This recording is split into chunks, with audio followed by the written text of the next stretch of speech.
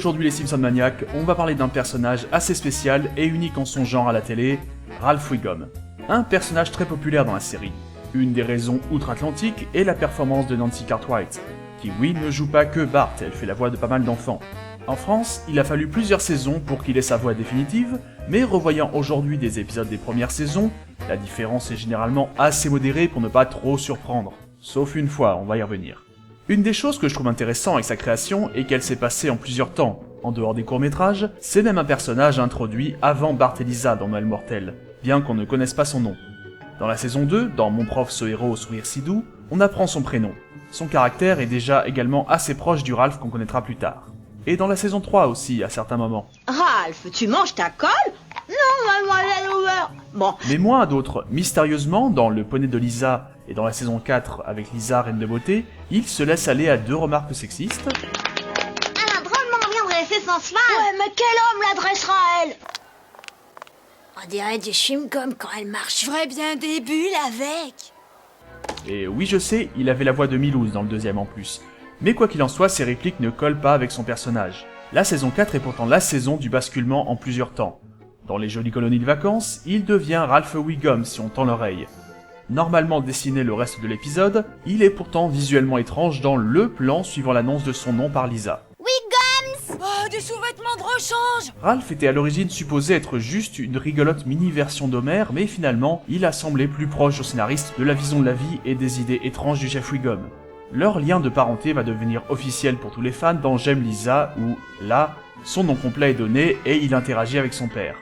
Mais j'aimerais quand même attirer l'attention sur l'épisode Itchy et Scratchy le film. Alors qu'il y a réunion des parents d'élèves, Homer est avec d'autres parents dans la classe de Lisa, donc de Ralph, et on voit ce personnage. Pour moi, ça, c'est clairement un proto-père de Ralph. C'est dans la même saison que J'aime Lisa, oui, quelques épisodes avant, mais question production, ça a dû plus ou moins se chevaucher. Tout le monde dans le staff ne devait pas forcément savoir le nouveau lien de parenté du personnage.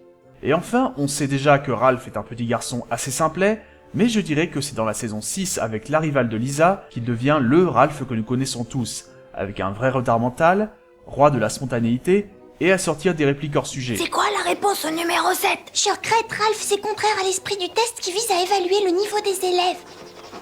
Mon chat s'appelle Mittens! Ou dans le sujet, mais avec le sourire même quand c'est négatif.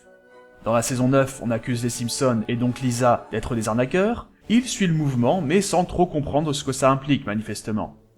Bonjour la menteuse! Ça va devenir un de ses traits de caractère, ses répliques soit hors sujet, Quand j'étais petite, moi aussi je m'amusais toute seule. Qu'est-ce qu'ils sont hauts et jolis tes cheveux. soit pas dans le ton. I'm in danger. Tu nous fais perdre encore un match et t'es mort! Tu iras au paradis. C'est aussi ce genre de moment qui l'a rendu populaire, je pense. Même si personnellement, certains de mes favoris seront plutôt ses fautes de langue. Me fail English? That's impossible. I'm learning. Je suis presque surpris que personne sur Twitter n'ait encore gueulé contre ce personnage qui semble clairement se moquer des tonnes de fois d'un enfant handicapé. Enfin attention, que j'aille pas leur donner des idées. Car en attendant, la question se pose, de quoi souffre-t-il au juste?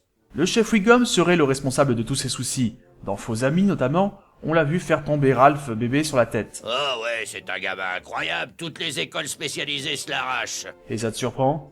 À l'instar de Topman, Ralph est de plus en plus souvent victime de malheur d'ailleurs. On a vu Otto le renverser en bus, on a vu sa tombe dans le Simpsorama en 2014, qui a d'ailleurs engendré la rumeur comme quoi son personnage serait tué en 2017. Mais c'était évidemment faux. Il faut apprendre à se méfier des blagues sorties comme ça par les auteurs juste pour la déconne, et les trucs sérieux prévus longtemps à l'avance. Mais là, pourquoi spécialement teaser le fait que dans 3 ans on tuera Ralph, qui, si on en croit Matt Groening, est son personnage préféré, ce qui rend sa mort d'autant moins probable. Il mourra sur scène à 120 ans, si on en croit Sport d'équipe dans la saison 30. Mais pour revenir sur la pathologie dont il pourrait souffrir, avec les années, les épisodes ont donné bien des pistes, évidemment contradictoires.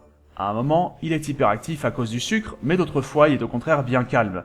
Il pourrait souffrir de tox si on en croit coucher avec l'ennemi, parfois il a l'air d'être un psychopathe en puissance, ce qui correspond bien à son impulsivité, et d'un autre côté on le voit généralement totalement inoffensif, et bien incapable de tenir un raisonnement aussi poussé que prendre sa revanche. J'adore ça, la vengeance. Tu parles.